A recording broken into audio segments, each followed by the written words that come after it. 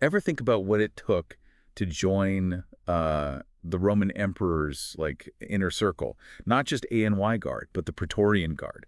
You know, the elite force. It was more like a combo of the Secret Service and Special Forces all in one. Well, you sent in some cool material on how their careers worked, and it turns out getting into this club was a real journey. It really gives you a look into Roman society and their whole military structure. Right. I was so surprised to find out that you could apply to be a Praetorian Guard like as young as 15. That's younger than some kids are driving these days. And the age range went all the way to 32, Yeah. which is way more flexible than the standard legions. Yeah. What do you think they were looking for in such young recruits? Like what made the Praetorians so special? Well, combat skills were key, obviously. But when you're guarding like the most powerful guy in the Roman Empire, trust and loyalty are everything. Think of it this way, even back then, connections mattered.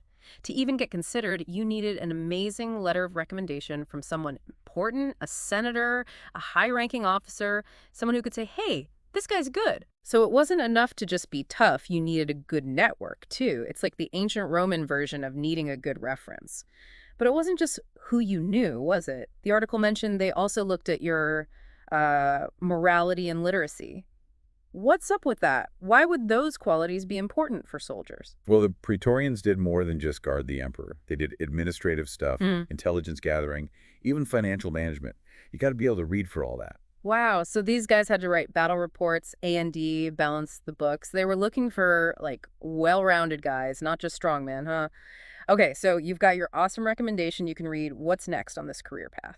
Next comes the probationary period. Think of it like the Praetorian boot camp.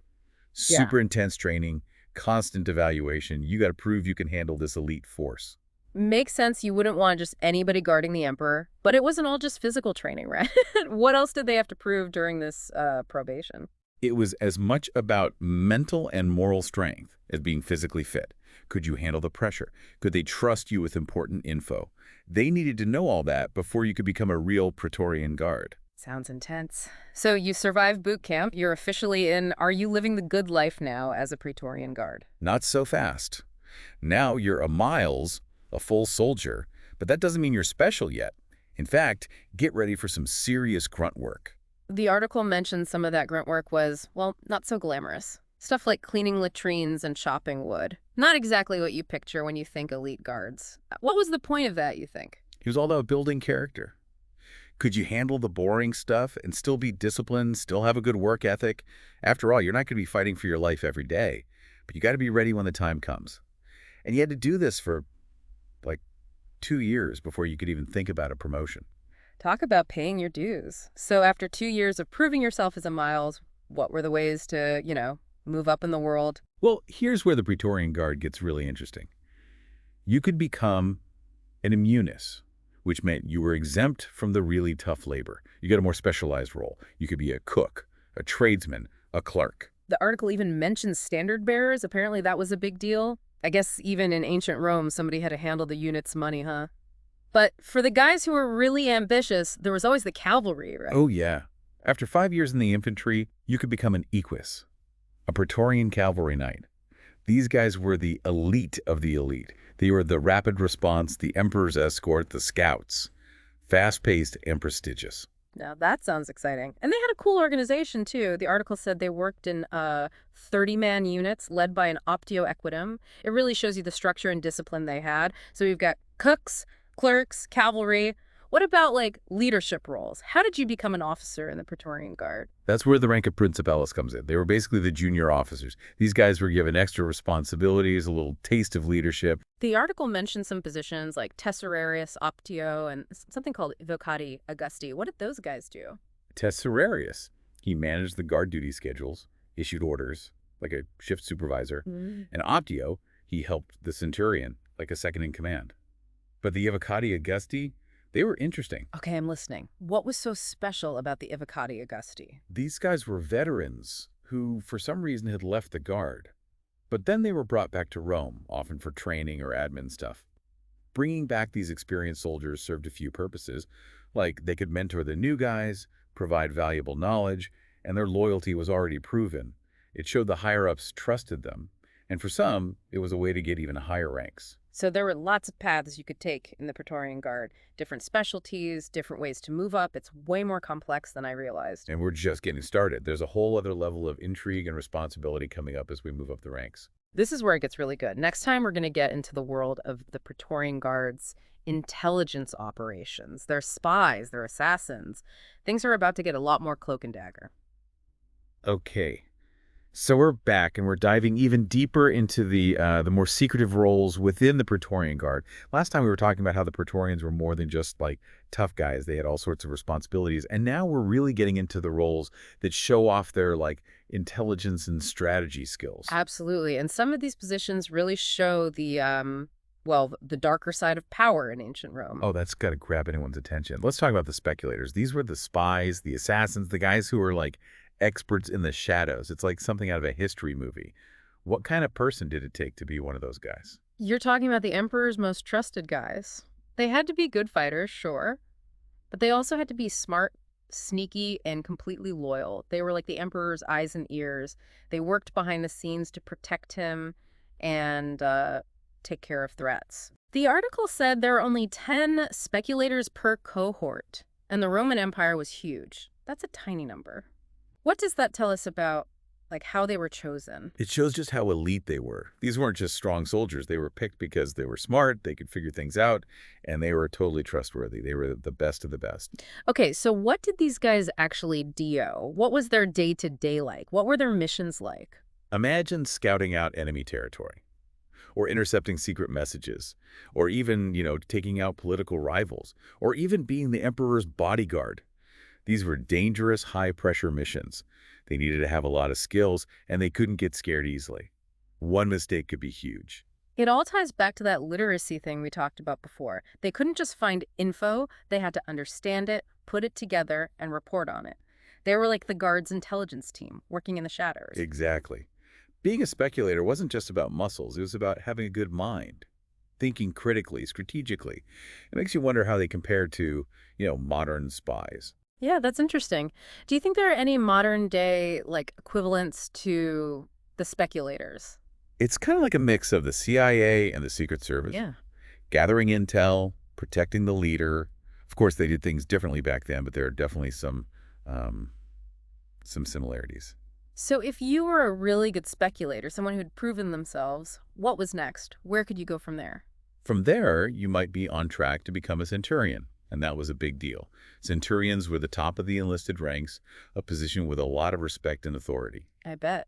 What did it take to get to that level? It must have been super competitive. You needed more than just fighting experience. You needed to be a great leader, know how to run things, and have an amazing recommendation from a high-ranking officer. They didn't just give that position to anyone. So these were the leaders, the managers, the guys who came up with the plans. What did a centurion actually do every day? What were their responsibilities? They had a wide range of duties. They could be in charge of escorting prisoners, overseeing construction projects, even advising the emperor on military matters. Advising the emperor. Wow, that's a huge responsibility. It really shows how much they were trusted and how much they knew. A lot of centurions went on to do even bigger things after they left the guard. Governors, advisors. It was a position with a lot of power, and it could lead to other opportunities. But hold on, there's more, right? The article mentioned an even more secretive role, one that some centurions were chosen for. The frumentori.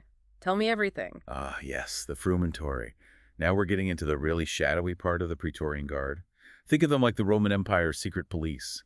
They did everything from watching people for any sign of trouble to spying in faraway provinces. Wow, it sounds like they were involved in everything. Were people, like, scared of them? What was their reputation like? It's hard to know exactly how the average Roman felt about them, but they were definitely a force to be reckoned with. They were secretive, and they answered directly to the emperor. They were known to be ruthless in doing their jobs. So, yeah, probably. I imagine their presence kept people from causing trouble. It's a little creepy to think about living with someone watching you all the time.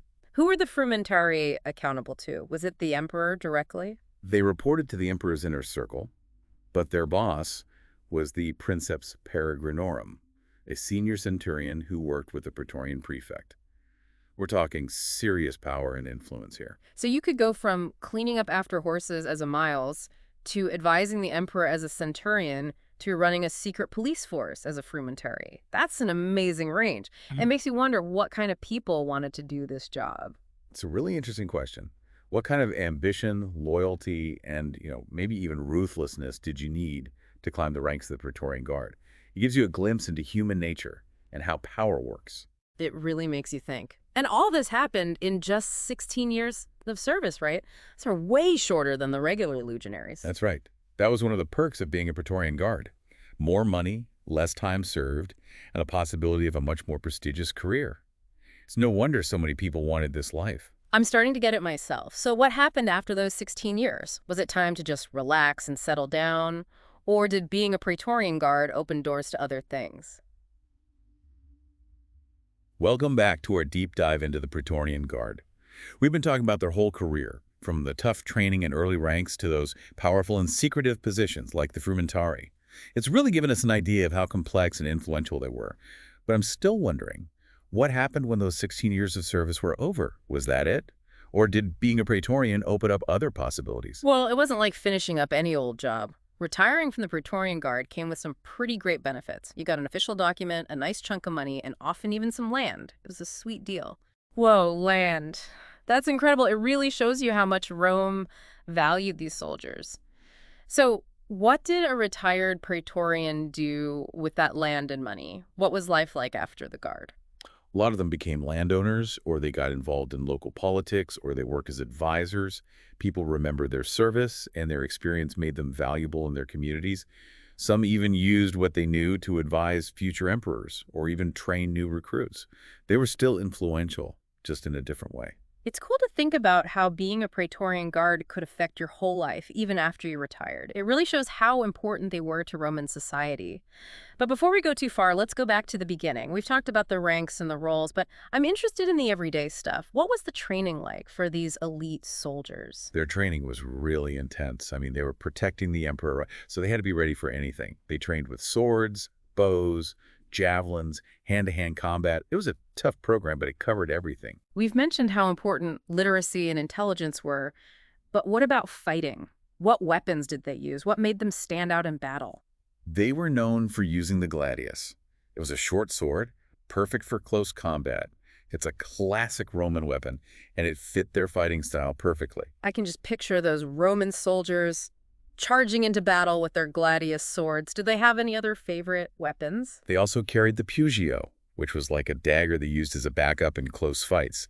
And they were really good with the pilum, a heavy javelin that could mess up enemy formations and break through shields. Sounds like the Romans knew their stuff when it came to strategy and weapons. No wonder they built such a powerful empire.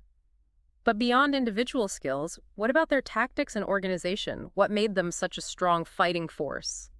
Their formations and tactics were famous, they were disciplined, and they could change their approach depending on the situation. Whether they were protecting the emperor in a city or fighting out in the open, they knew what to do. We've talked about their influence on Roman politics, but did they play a big part in any specific historical events? Were there battles or situations where they really made a difference? There are so many examples, but one that really stands out is the Year of the Four Emperors back in 69 AD. It was a crazy time. Emperors were changing all the time, and the Praetorian Guard had a lot to do with who ended up on the throne. Wow, so they weren't just protecting the emperor, they were sometimes deciding who the emperor would be. That's a lot of power. But with power like that, there's always the risk of corruption, right? Did they always use their influence for good? Well, that's the problem with power, isn't it? They were incredibly loyal to the emperor, but they could also be tempted by their own ambitions. There were times when they manipulated emperors or even assassinated them to put their own guy in charge. It just shows that even the best people, the most trusted people, can be corrupted by power. It makes them seem more human, you know? They were great soldiers, loyal protectors, but they also had weaknesses and ambitions like everyone else. Yeah, exactly. And I think that's what makes their story so interesting. History is full of shades of gray. The Praetorian Guard weren't just heroes or villains. They were people living in a complex world of power, loyalty, and ambition. It's been awesome learning about these soldiers. We've covered their training, their weapons, their impact on Roman politics, even their bad side. It's really changed how I think about Roman history. I think what's really cool is how their story goes beyond just a specific time and place. Yeah. It makes you think about power, loyalty, and human nature, stuff that's still relevant today. History isn't just about dates and names, it's about understanding the forces that shape the world, and even ourselves. I totally agree. It's been a pleasure exploring all that with you today. If you want to learn more, check out the stuff you send us. There's so much more to discover about their daily lives, their traditions, and how they influenced Roman culture. It's a fascinating topic to explore. Thanks for joining us on this deep dive. Keep learning, keep asking questions, and we'll see you next time.